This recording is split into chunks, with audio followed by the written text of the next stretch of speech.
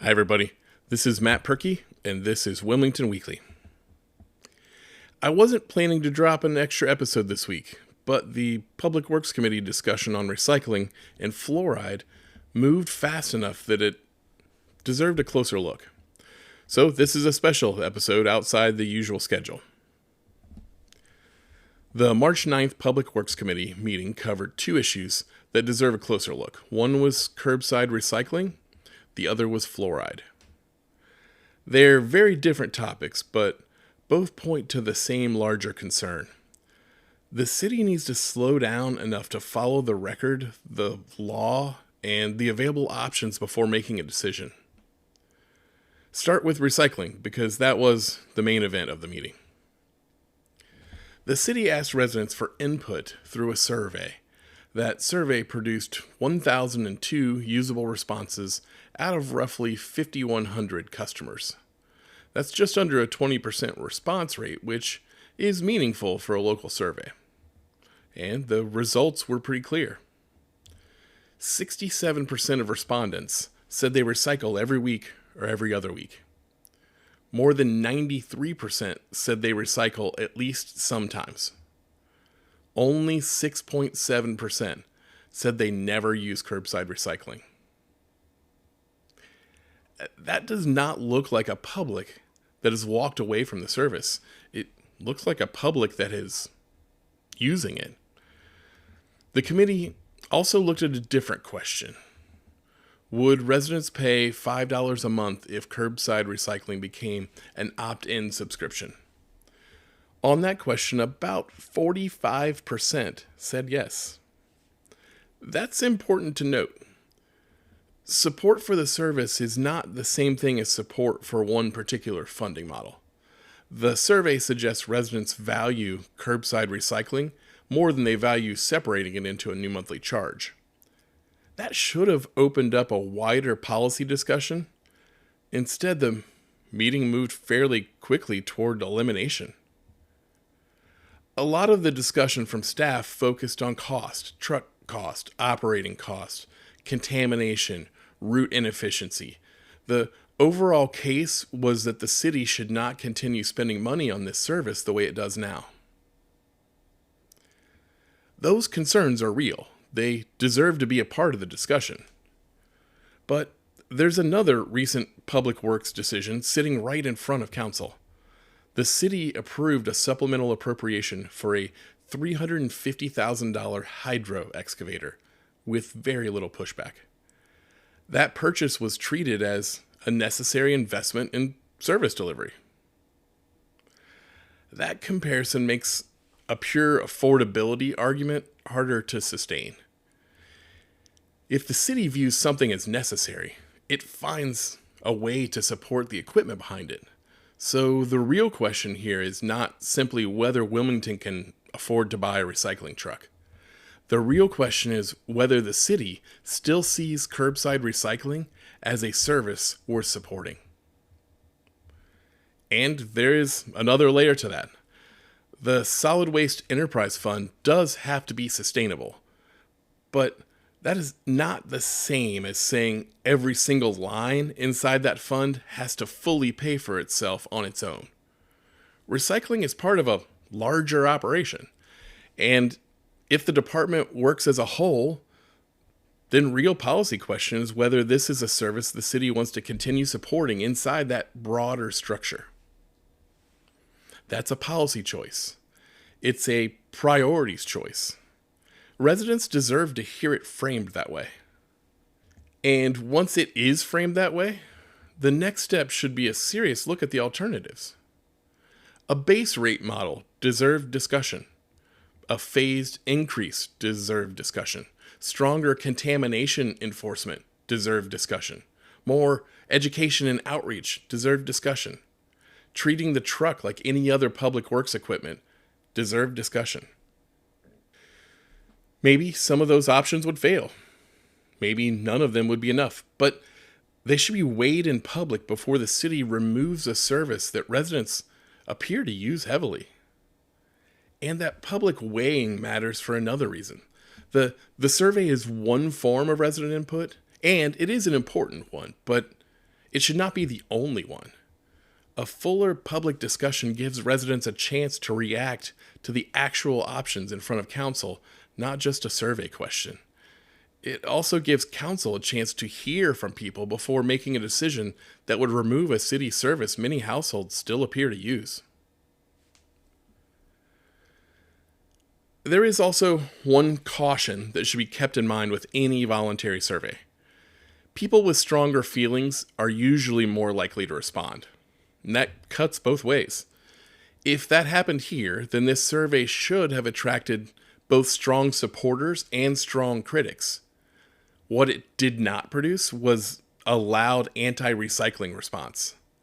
What it produced was broad reported use of the service and a lot of support for keeping recycling convenient and available. What also stood out in the meeting was how the alternatives are handled. Jeff Walls from the Clinton County Solid Waste District did not just defend status quo. He kept trying to respond to actual problems staffs have reported they are facing. He talked about raising out-of-county tipping fees. He talked about cardboard and whether there were ways to improve that revenue stream. He talked about sending out an RFP to see if a third-party hauler would take over collection, which could reduce staffing pressure and avoid the capital cost of another truck. Some of those ideas may not have worked. Some may have been impractical. Some may have already been tried in one way or another. But they were earnest attempts to address the issues being cited in the room. Service Director Mike Crow then walked through the history of the program.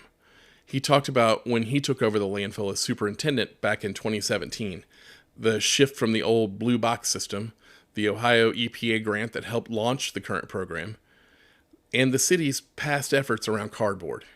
He said cardboard is really the only recyclable stream with any meaningful value, and he described past efforts to make that work, including court-appointed labor, storage challenges, pickup thresholds, and failed efforts to improve the equipment. That history belongs in the conversation. But what the public did not really get to see was those new ideas opened up and worked through in a serious way. Crow said he was not opposed to putting out an RFP, but then immediately narrowed the frame. He said the key takeaway was this: if there's going to be a recycling program, it has to be fully funded. Solid Waste Superintendent Cody Romar followed with the same basic logic. He said $5 a month would not buy a new truck, that charging more would lower participation, and that the city would still have to run the same routes, which means little savings on fuel and tires and labor. He pointed to the landfill math and said a year of recycling only amounts to about a day's worth of landfill volume. Crow said he was not anti-recycling, but that it had to be done responsibly. That is a coherent case, but it's also a very narrow one. It assumes from the start that curbside recycling has to justify itself almost like a standalone business line. And once the standard is framed that way, survival of the program starts looking harder and harder before the conversation is even over. The meeting treated recycling like the one piece that had to prove its right to exist, while bigger questions about staffing, rate management, capital planning, and the overall enterprise fund stayed mostly in the background. That approach was reinforced by the committee itself. At one point, Chair Kelly Tolliver said, "As a business venture, it's failing. It just is." He went on to say that if it were his business, the only responsible thing to do would be to ask people if they want a second toter, keep the drop-off option, take the guys out of this, and get rid of it. Denny Gurman then said, "I don't see any other choice." Councilmember Knowles added, "I hate to say it, but I agree." That's what made this meeting feel so narrow. Jeff Walls kept offering alternatives. The committee did not really seem to test them. Even when ideas like outside hauling or changes to tipping fees surfaced, the discussion seemed to quickly retreat once staff pushed back. It makes the discussion feel less like a real exploration of options and more like a process of narrowing the conversation back toward the outcome already favored in the room. I also went through the survey by ward, using Board of Election precinct reports to sort the responses geographically. It's not GIS level precision, but it's more than enough to show the broad pattern across town. And the pattern is consistent. In every ward, reported use of curbside recycling was strong. In every ward, close to half the respondents said they would subscribe, even at $5 a month. In the first ward, 73.8% said they recycle every week or every other week. In that same ward, 44.9% said they would subscribe at $5 per month. In the second ward, 72.7% said they recycle every week or every other week. There, 46% said they would subscribe. In the third ward, 79.7% said they recycle every week or every other week. Again, 46% said they would subscribe. And in fourth ward, 76.4% said they recycle every week or every other. There, 43.6% said they would subscribe. So this is not one neighborhood. It is not one loud pocket of the city. It's not one side of town carrying the whole issue. The survey points to broad use across Wilmington. If council decides the current structure cannot continue exactly as it is, that's a fair public discussion to have. But before curbside recycling is removed, residents should hear why the alternatives were not strong enough, why the survey didn't carry more weight, and why this service is being treated differently from other public works investments. That's where this gets serious. The second subject that came up at the meeting was fluoride. This part of the meeting is now much clearer because there's already a written legal opinion in the record. Former law director Justin Dickman wrote a memo in October of 2024 addressing whether Wilmington can stop fluoridating its water. His answer was no. According to Dickman's memo, Ohio law requires fluoridation for a public water system like Wilmington's. The memo also says that Wilmington's 2016 vote in favor of fluoridation reversed the city's earlier exemption from 1970 and says that the city cannot use home rule to opt out on its own. That should have narrowed the discussion considerably. Once that legal opinion is sitting in the record, this is no longer just a policy preference or a philosophical disagreement. It becomes a rule of law issue. Dickman's memo goes further. It warns that noncompliance could expose the city and its officials to penalties, action by the Ohio EPA, action by the Attorney General, and even citizen complaints or litigation. So this is not an area where Wilmington should push the edge and see what happens. If someone believes Dickman's memo is wrong, outdated, or overtaken by a change in state law, then the next step is simple. Put a newer legal written opinion on the table and explain what changed.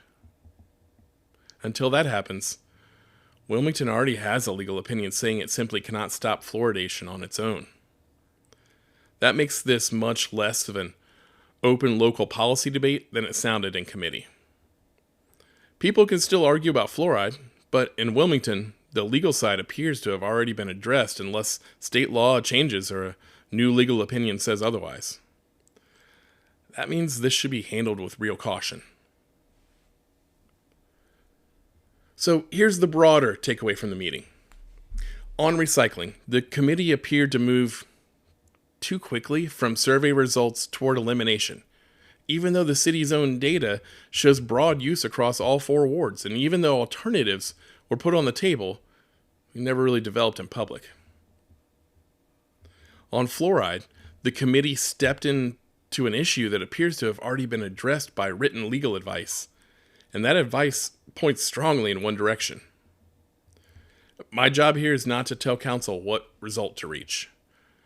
It's to connect the discussion back to the record, back to the numbers, and back to the choices actually being made.